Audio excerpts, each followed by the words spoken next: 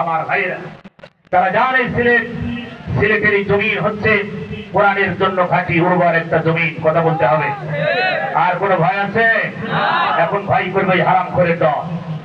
রাসূল বলেন আলমার উমা মান আহাব্বাহু মুতাফাক্কুন আলাইহি, এই পৃথিবীতে যার সাথে তার সম্পর্ক হবে তার সাথে তার হাসর নাসর হবে।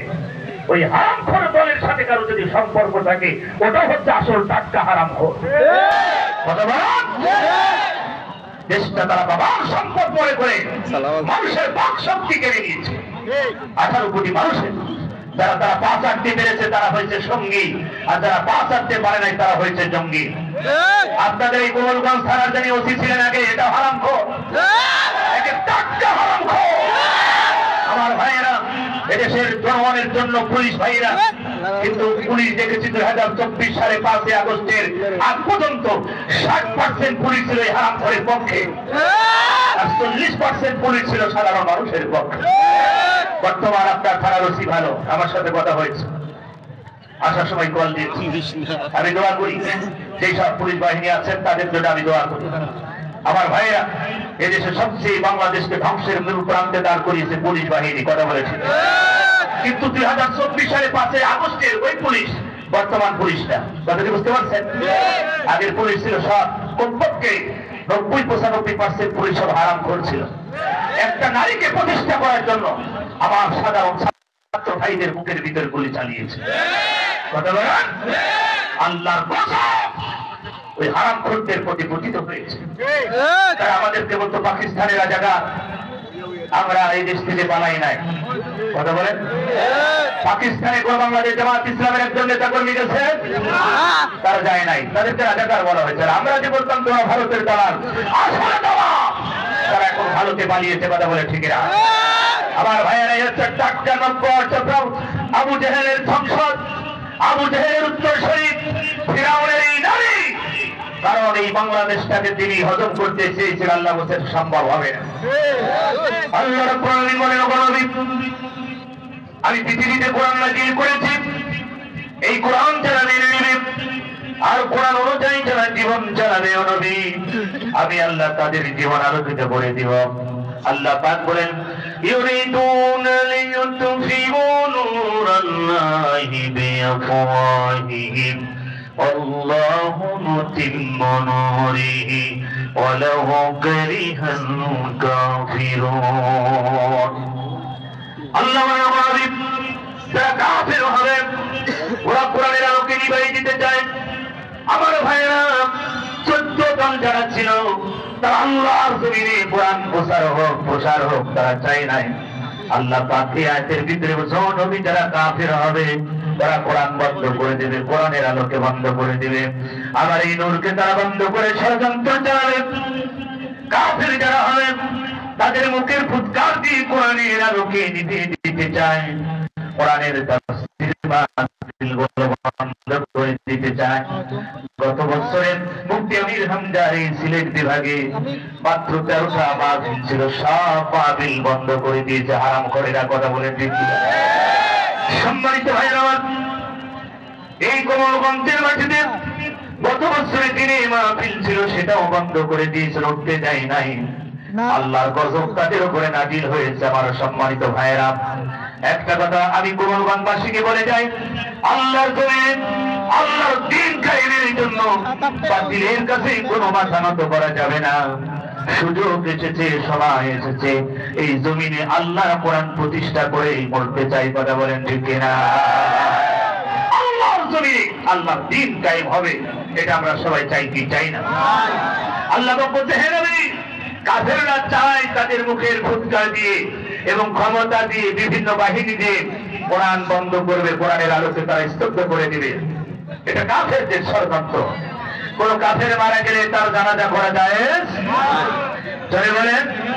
কোন ব্যক্তি যদি বলে আমি হাজী সাহেব কাবা শরীফের খিলাফ করেছি, ওই দলের কেউ যদি বলে আমি হাজী ভালো নামাজি, ওটা পাকা হারামখোর। কারণ কোন হারামখোরের সাথে যদি কোন হারামখোরের সম্পর্ক থাকে, কোন মানুষের সম্পর্ক থাকে, ওটা ভালো মানুষ হতে পারে না। কথা ঠিক না? চোরের সাথে সম্পর্ক থাকবে চোরের, একজন ধর্ষণকারীর সাথে সম্পর্ক থাকবে ধর্ষণকারী, কারণ কিয়ামতের ময়দানে ওই ধর্ষণকারীর সাথে ওই ব্যক্তি উঠবে। কথা বলেছে কিনা? আজ বাংলাদেশ টাকা পয়সা লুটপাট করে দেশটাকে ধ্বংসের প্রান্তে দাঁড় করিয়েছে। এদেশের মানুষের বাকশক্তি তারা কেড়ে নিয়েছিল, হাজার হাজার মানুষের রক্ত তারা খেয়েছে। তারা এদেশে ক্ষমতা আসার পরে আপনাদের সন্তান ইলিয়াস ভাইকে তারা গুম করেছে, বঙ্গোপসাগরে ভাসিয়েছে, সালাউদ্দিন কাদেরকে ফাঁসি দিয়েছে।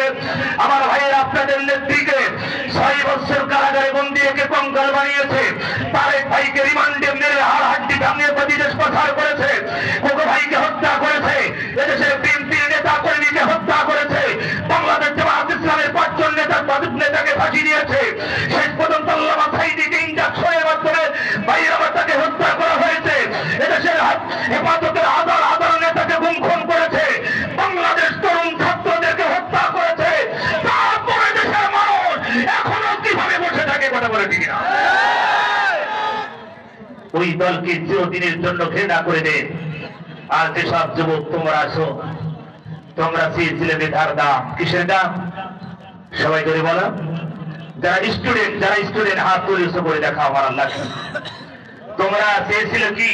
মেধার দাম না সরকারকে ঘটানো? ছিলে বলতে হবে। মেধার দাম চেয়েছিলে তোমরা, কোটা আন্দোলন।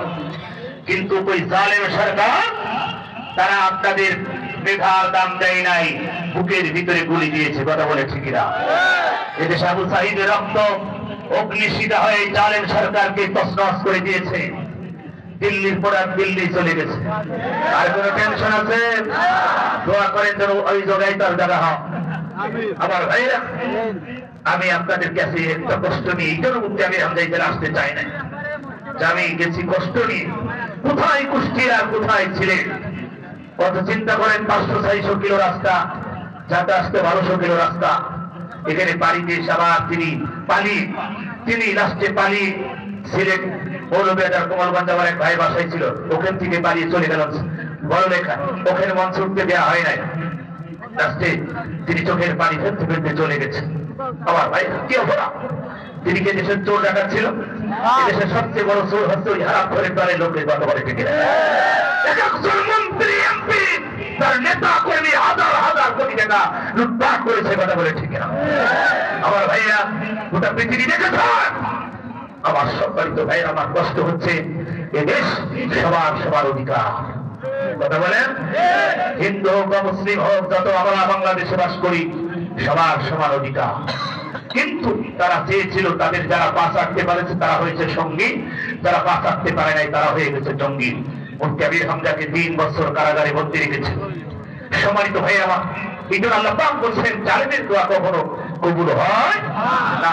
ওই দলের ভিতরে 2 জন ব্যক্তি ছিল, একজন ওলি আর একজন দরবেশ। ওই দলে সেই দরবেশটা, সেই ওলি, তিনি ফরজ নামাজ পড়তেন না, তিনি 70 থেকে 80 টাকা তাহাজ্জুদ পড়তো। নাম কি? নাম দিল গোনা হবে। আর একজন দরবেশ সালমান রহমান, তিনি 7টা ব্যাংকের টাকা পয়সা সব লুটপাট করেছে। 36,000 কোটি টাকা শেষ। তিনি হচ্ছেন দরবেশ বাবা।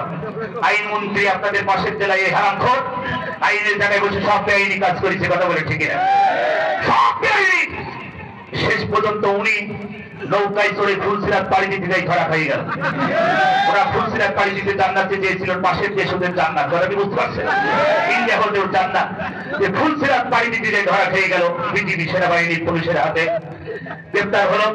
বলছে চলেন, বলছে আমি আসলাম 2 জন যাবো, একা একা কিভাবে সম্ভব? আইনমন্ত্রী বলছে কেন? বলছে ওই যে নৌকার ভিতরে দরবেশ বসে আছে। এখন দরবেশকে তো চিনা যাচ্ছে না, কেন? দরবেশের চুল কালি করে ফেলেছে। পুলিশ বলছে না দরবেশ না। আইনমন্ত্রী বলছে ভাইরে ওটা আসেন দরবেশ, চুল কালি করে ফেলেছে। বলছে না, চুল সাদা ছিল, দাড়ি সাদা, টুপি সাদা, জামা সাদা, কি সুন্দর লিবাস। বলছে ভাইরে চাইনিজ কোদাল দিয়ে দাড়ি চেয়েছে। খারাপ করে তো রসুলের সুন্নত কাটতেও দেরি করে নাই। কথা বলে ঠিক না? রিমান্ডে মাস শুরু হয়ে গেল। আপনি এত সুন্দর দাড়ি কেন কাটলেন? দাড়ি রাখা সুন্নত, জীবন বাঁচানো খরচ, তাই দাড়ি ফেলে দিয়েছে।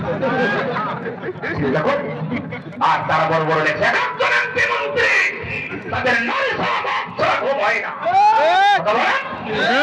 আর তারা এই দেশের বড় দরবেশ বেরিয়েছে।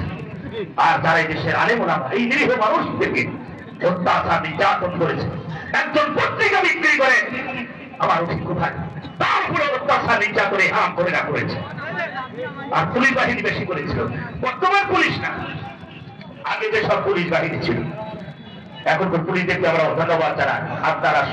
আপনাদের ক্ষমতা শক্তি দিয়ে মানুষের জনগণের হক আদায় করবেন। আপনারা অন্যায়কারীকে ছাড় দেবেন না, কথা ঠিক না? সে যে দলের হোক, যারা অন্যায় করবে তাদের কোনো ছাড় হবে না। সবাই কম, এই জন্য আর সামনে যেতে পারছি না। সামনে আল্লাহ যদি কবুল করে আসবো, ইনশাআল্লাহ দেখা হবে। সবাই তো ভাইয়ের আমার,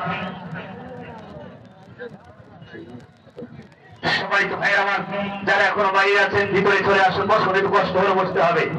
কারণ এই রোজ আমার দেশে 2024 সালে 5 আগস্টে একটি বাংলাদেশে একটা রণক্ষেত্র তৈরি হয়েছিল, মানুষ বুক পেতে দিয়েছিল, কথা বলে ঠিক না? আর আমার দেশের আগের পুলিশ বাহিনীরা পাখির মতন করে গুলি করে মেরেছে। আমার কাছে মাঝে মাঝে কষ্ট হয়, যাদেরকে গুলি করে তোমরা মেরেছ তারা কোনো মায়ের সন্তান, তারা স্ত্রী হারা, কোন স্ত্রী স্বামী হারা হলো, সন্তান মা হারা হলো, এতিম হলো। কার বুকে গুলি চালিয়েছেন? আপনি তো কোনো মায়ের সন্তান, আপনার সন্তান আছে না? আপনি রাতে ঘুমান কি করি? একজন নারীকে প্রতিষ্ঠা করার জন্য, একটা নষ্ট মহিলাকে প্রতিষ্ঠা করার জন্য এত কিছু করলেন। এদেশের মানুষকে নির্ভরভাবে পাখির মতন করে গুলি করে মেরেছেন, হাজার হাজার কথা বলেছেন কেন আমার ভাইরা? এই জন্য আপনাদেরকে আগামীর বাংলাদেশ গড়তে হলে আল্লাহ কোরআন ছাড়া সম্ভব হবে না, কথা বলে ঠিক না?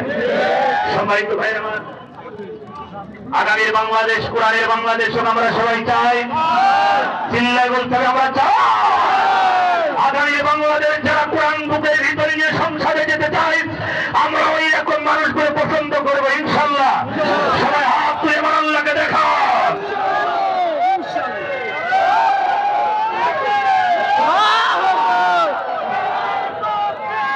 সবাই তো ভাইয়ের আমার, কোমলগঞ্জবাসী, আপনাদের এই থানার নাম সুন্দর, কিন্তু আপনাদের জেলায় যারা ছিল আগে ছিল সব কোমল, তারা ছিল না, কোমলমতি ছিল না, তারা হিংস্র জানোয়ারের চেয়েও খারাপ ছিল।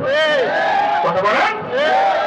এই জন্য আল্লাহ রাব্বুল আলামিন আমি কোরআনের আলোকে পৃথিবীতে যাবেন, আর কাফেররা চেয়েছিল তাদের মুখের ফুৎকার দিয়ে কোরআনের আলোকে নিভিয়ে দেবেন, কিন্তু এটা তো সম্ভব না। পৃথিবীর কোনো মানুষের রচনাকারী নাম, পৃথিবীর কোন মানুষের লেখনা নিয়ম তারা নিভাই দিবেন ভগবানের, তারা যতই ষড়যন্ত্র করুক তারা নিভাতে পারবে না। কারণ আমি আল্লাহ তাদেরকে দুনিয়া থেকে হটাই দিব, আর আবার কোরআনের আলোকে আমি পৃথিবীতে জ্বালাবো। জোরে বলুন সুবহানাল্লাহ। আর তাদেরটা যাই কিছু মনে করুক, কোরআন মনে কষ্ট পাক, যা কিছু হোক, ওটা কোনো ব্যাপার না। আমার ভাইয়ের আয়াতের ভিতরে সেটাই বোঝাচ্ছেন, যারা কোরআনের মাহফিল আগে বন্ধ করে দিয়েছে ওরা কাফের, ওরা টাটকা কাফের। ঘটনা কার? চিল্লায় বলেন কার? যারা আল্লাহর কোরআনে বাধা দেয় ওরা মানুষ না, ওরা আবু জেহেলের চেয়েও খারাপ। আবু জেহেল কি মুসলমান ছিল? কাফের ছিল। কি ছিল? আর এই বাংলার জমিনে যে সমস্ত তাফসীর মাহফিল বন্ধ করে দিয়েছিল ওরা কি? নির্ভেজাল কাফের।